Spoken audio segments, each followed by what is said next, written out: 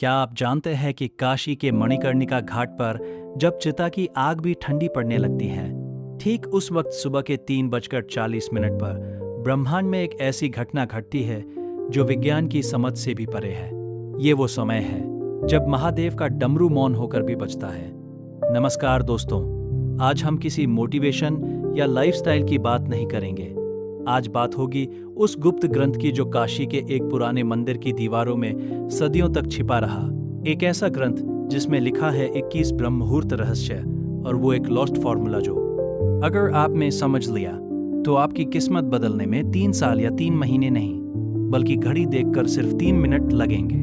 जी हाँ, सिर्फ 3 मिनट। आपने हजारों वीडियो देखे होंगे कि सुबह जल्दी उठो। सफल लोग 4 बजे उठते हैं, लेकिन कोई आपको ये नहीं बताता कि उठने के बाद उन पहले 3 मिनटों में अपने अंदर की शिव शक्ति को जागृत कैसे करना है।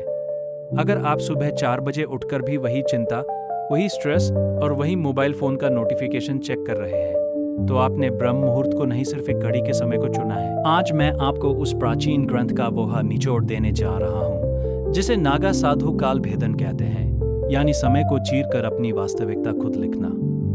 हमारे शास्त्रों में कहा गया है, यथे पिंडे तथा ब्रह्मांडे, यानी जो आपके शरीर में है वही ब्रह्मांड में है।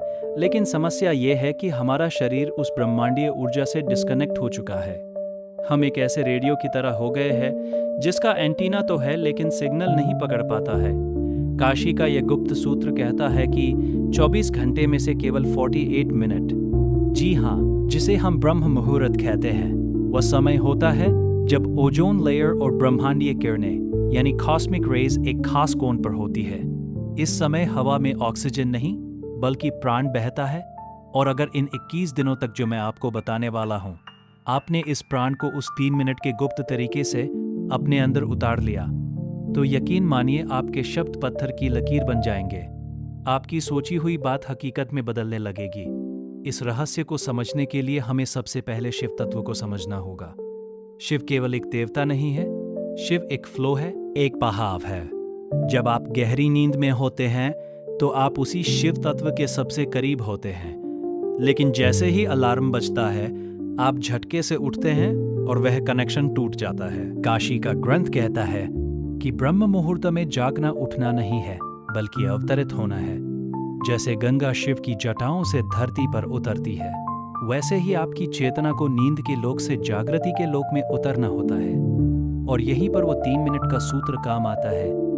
इस 21 दिन की यात्रा में हर दिन एक नया रहस्य खुलेगा, लेकिन इसकी नींव, इसका बेस उस पहले स्टेप पर है जिसे ग्रंथ में शून्य स्थिति कहा गया है। ध्यान से सुनिएगा, क्योंकि अब मैं जो बताने जा रहा हूं वो आपकी जिंदगी की दिशा मोड़ सकता है। ज्यादातर लोग सोचते हैं कि ब्रह्म मुहूर्त में उठकर पढ़ाई करनी चाहिए या काम करना चाहिए। ये सबसे बड़ी गलती है।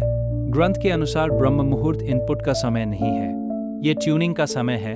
अगर आप एक खराब गिटार पर बहुत अच्छा गाना बजाने की कोशिश करेंगे तो सुर बेसुरा ही निकलेगा। उसी तरह अगर आपका दिमाग और शरीर ट्यून नहीं है तो आप कितनी भी मेहनत कर लें, रिजल्ट नहीं मिलेगा।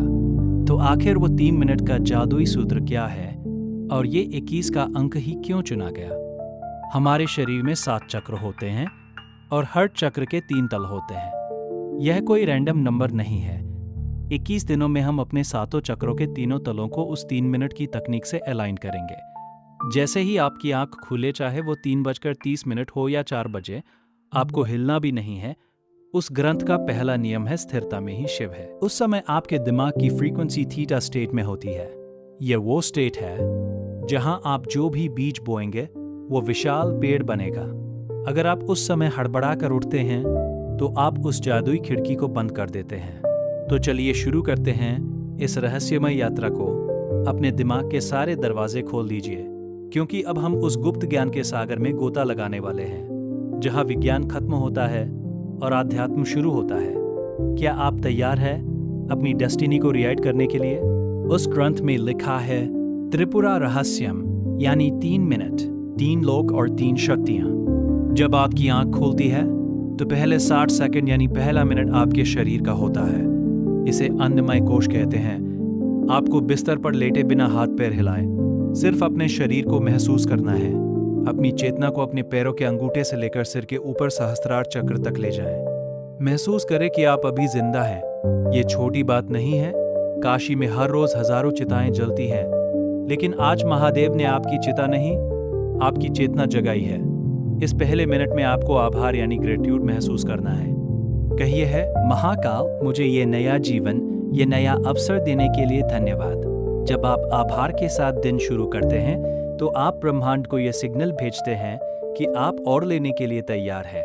फिर आता है दूसरा मिनट। यह सबसे महत्वपूर्ण है। यह है प्राणमय कोश का समय। अब अपना पूरा ध्यान अपनी सांसों पर ले आए। ग्रंथ कहता है, सांस ही शिव की रस्सी है। ब्रह्म मुहूर्त में आपकी दोनों नाड़ियां ईड़ा यानी चंद्र और पिंगला संतुलन में आने की कोशिश कर रही होती है। आपको बस अपनी सांसों की गति को देखना है, उसे बदलने की कोशिश ना करें। बस देखें कि हवा कैसे अंदर जा रही है और कैसे बाहर आ रही है। इस दूसरे मिनट में विजुअलाइज करें कि हर सांस के साथ ब्रह्मांड की सुनहरी ऊर्जा यानी गोल्डन एनर्जी आपके अंदर भर रही है और हर बाहर जाती सांस के साथ आपके शरीर की बीमारी, सुस्ती और नकारात्मकता काले धुएं की तरह बाहर निकल रही है। ये महज कल्पना नहीं है, ये एक मानसिक क्रिया है जो आपके शरीर के सेल्स को रिप्रोग्राम करती है। इसे शिव श्वास क्रिया कहते हैं। और अब आता है तीसरा मिनट। यह है मनोमय कोश यानी मैजिक का समय। जब शरीर शांत है, सांस से लय में है, तब आपका दिमाग एक कोरे कागज जैसा होता है। इस तीसरे मिनट में आपको अपना संकल्प दोहराना है। लेकिन सावधान, यहाँ लोग गलती करते हैं। वो कहते हैं, मैं अमीर बनना चाहता हूँ या मैं स्वस्थ होना चाहता हूँ। ग्रंथ कहता है, चाहत कमी को दर्शाती है।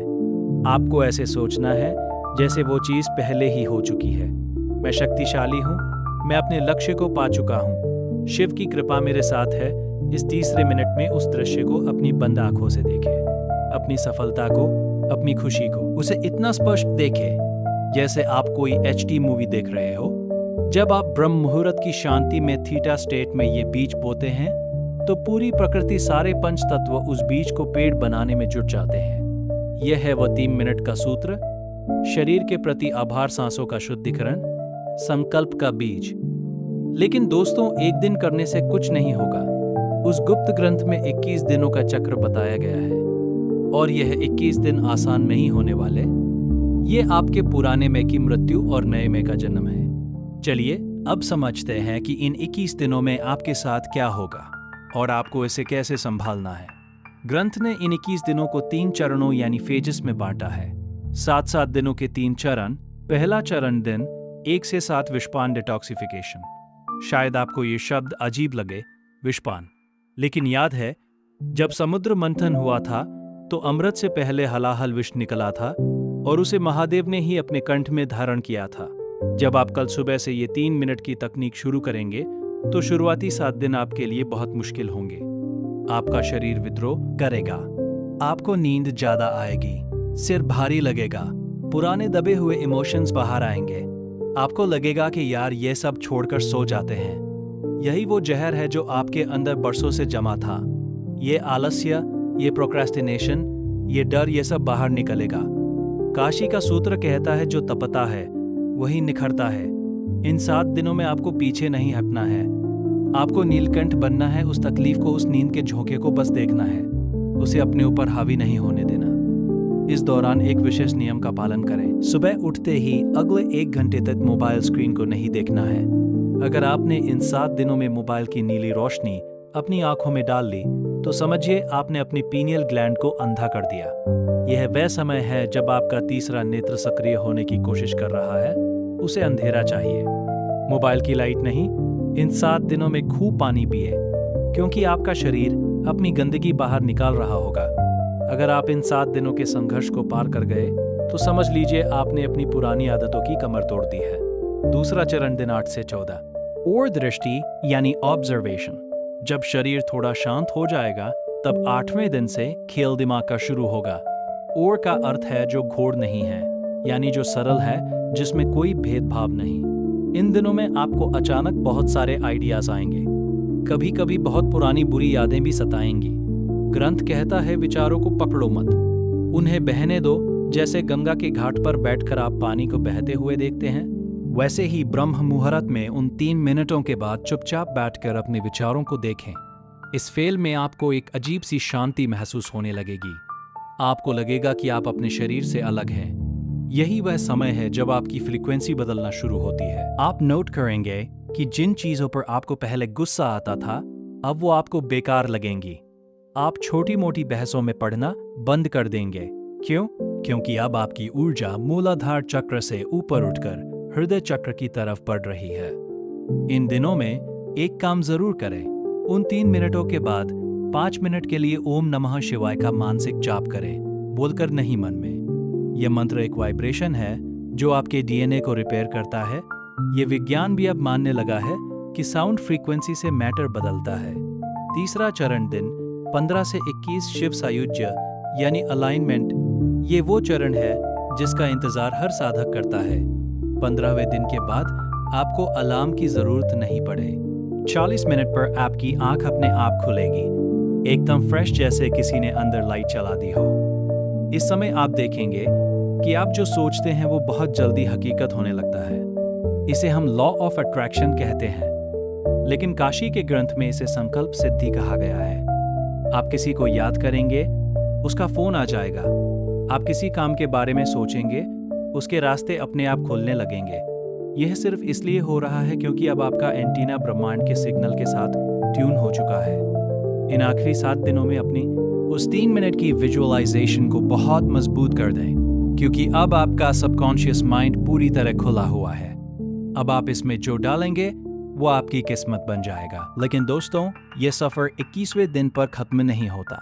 ग्रंथ के अंत में एक चेतावनी लिखी है, शक्ति उसी के पास ठहरती है जो उसका सम्मान करता है।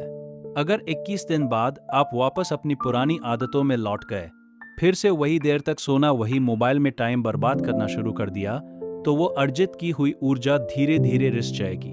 ये लीकेज हो जाएगा। इस 3 मिनट के सूत्र को अपनी दिनचर्या बना लीजिए।